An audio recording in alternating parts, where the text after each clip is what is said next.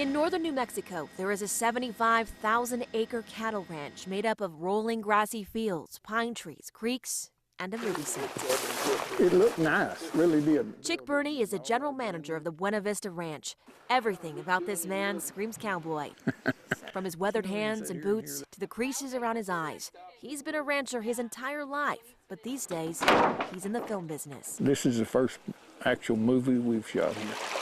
In April, this serene beauty was interrupted by the chaos of a massive movie crew. I thought it kind of reminded you of a midway on a carnival, you know, a lot of people.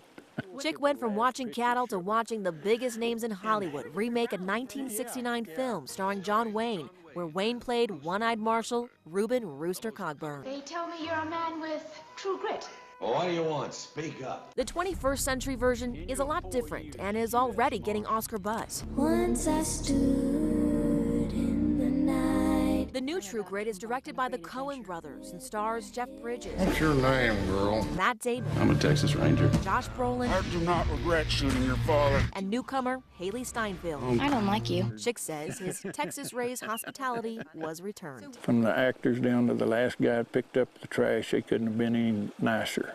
Coen brothers are real nice. They're real busy. To make it happen, this log cabin was built for just one scene in the film. Here, you can see it in the movie's trailer. This is all plastic. And this isn't even the real moss. Yeah, that's just paint. But Chick says there are some things that Hollywood artists can't recreate. Things that come with decades of ranching. I laughed at the way they dressed people and the way they wore their spurs, which aren't authentic, and things like that. And, you know, and the location scout said, well, tell the Coen brothers that that's not the way they wear spurs. And I said, I'm not telling those people anything.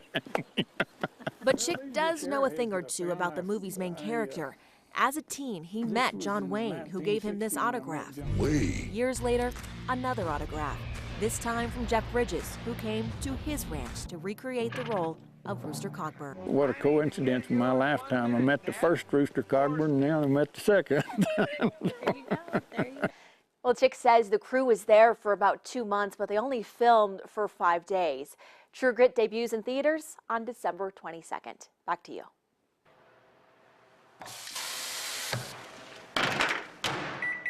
When you hear the word microwave, this is clearly what you think about. Using this to heat up that frozen meal, or in this case, boil some water.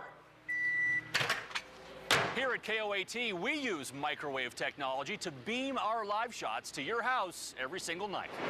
And behind this blue wall at Kirtland Air Force Base, engineers are taking microwave to another level. So we're in the Himmel chamber. This 80-foot by 80-foot room is covered with carbon-infused styrofoam cones that soak up electromagnetic rays.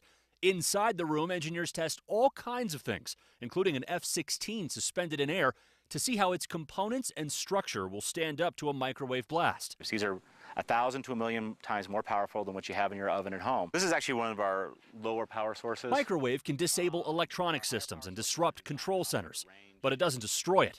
Now Kirtland's been chosen as the home of the government's High-Powered Microwave Institute, finding new ways to use microwave beams. They're used for counter-improvised explosive devices, those roadside bombs you hear so much about in Iraq and Afghanistan. They're used for counter-personnel. These are basically, there's a heat ray that's been out there, which makes your body feel like it's very hot, but does no permanent damage. The future of microwave happening right here in Albuquerque. Brian Martin, KOAT Action 7 News. It requires speed, perfection, and of course, teamwork. To take the Nationals, every turn has to be as tight as you can make it. Every ground acceleration needs to be as fast as you can, and every contact you must hit what they call the yellow zone for safety reasons. Best friends and fierce competitors, Kim Terrell and her Border Collie Steeple are clearly on the ball. I got him first for companionship.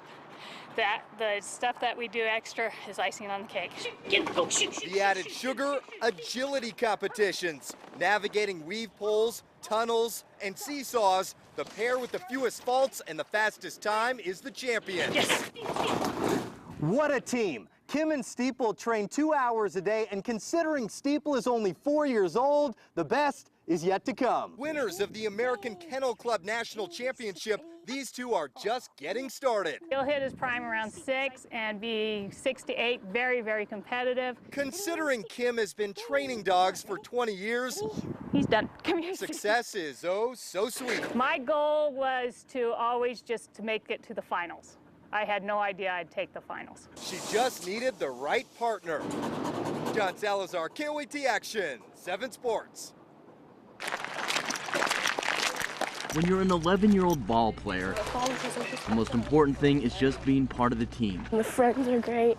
It's only Andrea Otero's first year on her softball team, and you won't find very many who practice quite as hard. We just do like throwing and fielding and pop flies. She was out here when it was cold back in February, March, throwing the ball with me, taking cuts, taking grounders. Andrea became one of her team's top players, even had a couple homers. Like 5. And then it happened. Her fellow players on the team she had worked so hard to be a part of voted her to the league's all-star team. I've reached my goal. I'm extremely proud of her. I think the biggest factor of this was that she worked really hard. But for the postseason, you won't find this all-star on the diamond. It's tough. Petroglyph Little League says Andrea doesn't live in its boundaries. A league official says it was a mistake that allowed her to play in the regular season. And as for that all-star team, it's not going to happen. This is pretty tough for an 11-year-old. Not only can Andrea not play in any of the all-star games, she has to watch everything from behind a fence. I was gonna go into the dugout and the coach said I can't be in there, so I just went and sat with all the moms. It's where she'll be, just watching the team she wishes she could be a part of.